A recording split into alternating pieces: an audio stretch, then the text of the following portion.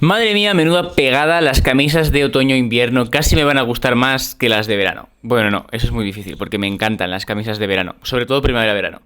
Pero bueno, metiéndonos en materia, vamos a hablar de lo que nos interesa y es la técnica, ¿vale? Hoy hablaremos en particular de la técnica lesiva, ese concepto que es un poco ambiguo y que no queda del todo claro, pero del que se abusa muchísimo en redes sociales. Sospecho que el tema del que hablaremos hoy va a suscitar bastante odio hacia mi persona en determinadas poblaciones, pero al final yo vengo aquí para divulgar desde la ciencia e intentar transmitiros lo que sé con la mayor objetividad, intentando ser objetivo con respecto a lo que sé. Por lo tanto, pues lo siento mucho por estas personas, pero hoy tiene que primar la ciencia. Hay muchísimas creencias con respecto a la técnica lesiva por ahí. Y es curioso porque muchas de ellas han cambiado a lo largo de la historia, ¿vale? Hay muchos demonios que de repente se han vuelto aliados. Pues por ejemplo la sentadilla profunda, que antaño se consideraba un mal ejercicio porque te vas a dañar las rodillas bajando hasta ahí. Y de esto no hace 1000 años, de esto hace más o menos 10 años que cuando yo empecé en el gimnasio a los 15, tendría en aquel momento, sí, 15, 16, bajar mucho en sentadilla era malísimo, no se podía pasar de los 90 grados de flexión de rodilla. Y actualmente se considera más sano incluso bajar del todo porque es un movimiento natural para el que hemos nacido y nuestros antepasados estaban en cuclillas y... Entonces es para que veáis un poquito y pongamos en contexto que el concepto de técnica lesiva ha cambiado. Y si de verdad hubiera un concepto, o sea, una técnica lesiva, esto no habría cambiado, o sea, sabríamos que hay cosas que nos fastidian y ya está, pero no es así.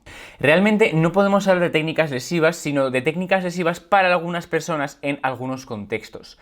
El ser humano es un cuerpo vivo con una capacidad de adaptación muy grande, y lo que antaño te podía dañar actualmente puede ser beneficioso para ti.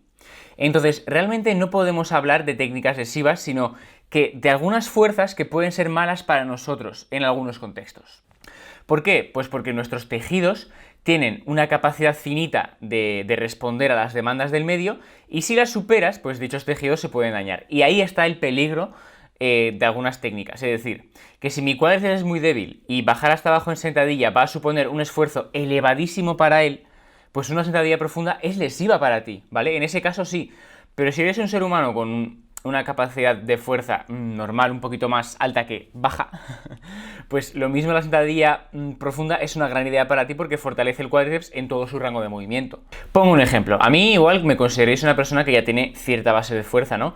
Pues si yo ahora mismo fuera a hacer parkour, como no tengo ninguna capacidad de absorber fuerzas de impacto y tuviera que saltar de una altura de 2 metros, casi seguro me hubiera hecho daño en rodillas o en tobillo o en algún sitio porque no tengo capacidad. Entonces, ¿el parkour es lesivo? No, es lesivo para mí porque no estoy adaptado para hacer parkour.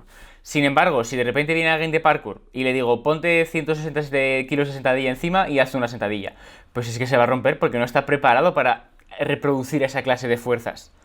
En ese caso, estamos viendo un poco qué dinámico es el concepto de lesivo, ¿no? Pero vamos a entrar un poquito más en materia y seamos un poquito más específicos. Hablemos en concreto del valgo de rodilla, ¿no?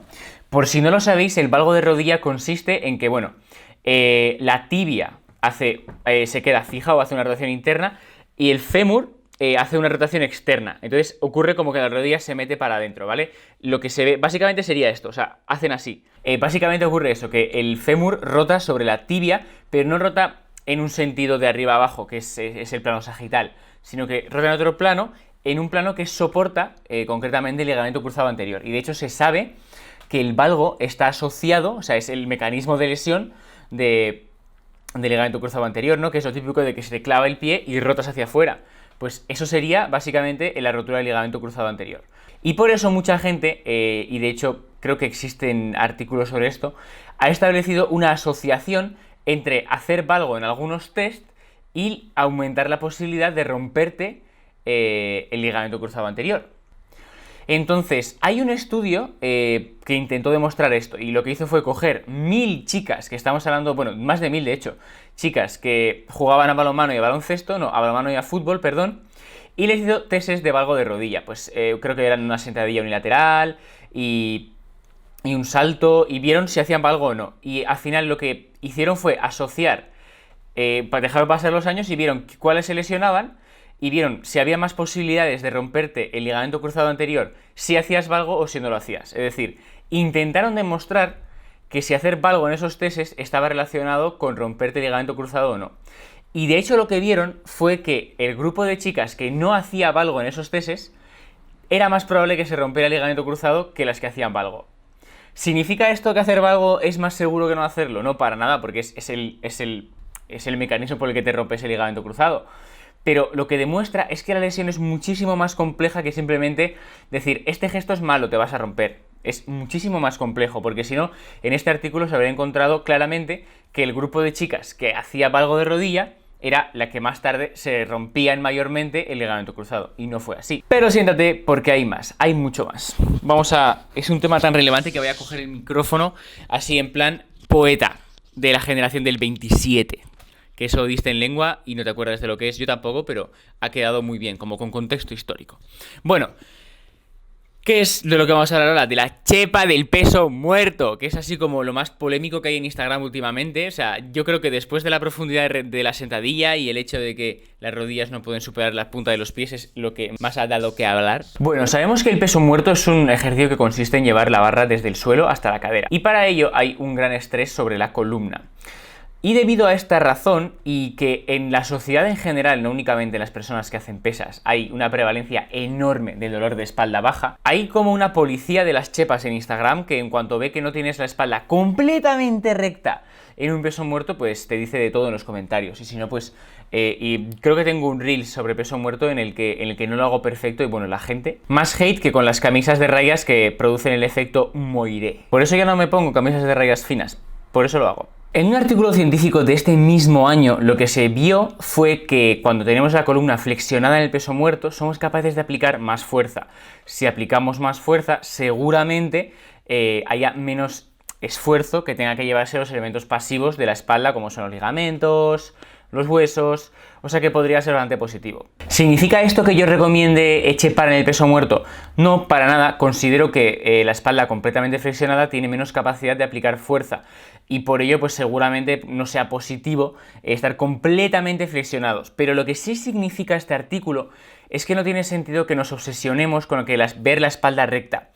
Para empezar, porque cuando nosotros estamos en el haciendo peso muerto, por mucho que veamos la espalda recta, realmente está flexionada si vemos el grado de flexión de la columna con una radiografía. O sea, lo que nosotros vemos recto realmente no lo está a nivel óseo. Pero es que además se sabe que para que nosotros podamos percibir un cambio en la cadera hace falta mucho movimiento. O sea, en un estudio compararon los cambios que ocurrían a nivel óseo en la cadera y cuánto tardábamos verlos visualmente. Y vieron que hasta que ocurrían 34 grados de movimiento en la cadera, no veíamos movimiento en la cadera, en la zona lumbopélvica. Por lo tanto, uno, aunque la veamos recta no lo está, y dos, somos bastante malos viendo movimiento a nivel óseo, según la ciencia.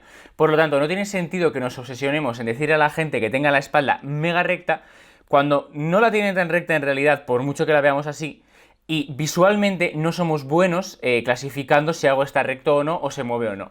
Así que deja descansar a la gente, ¿vale? Y simplemente asegúrate de que las personas que entrenas, o bueno, si eres tú el que entrena, pues asegúrate tú de que el movimiento que haces es eficiente y te permite aplicar mucha fuerza. Por daros un dato concreto que igual os ayuda un poco más, en el momento en el que estamos flexionados en el peso muerto, en el punto de partida, la flexión de columna en la mayoría de gente, no en toda, porque al final la posición de partida cambia de una persona a otra, es de un 70% aproximadamente. Entonces, tú imagínate que en un 70%, partiendo de un peso muerto, tienes la espalda visualmente recta. ¿Por qué iba a ser malo un 70% y no un 80%? ¿O por qué iba a ser mejor un 70% que un 60% de flexión de columna?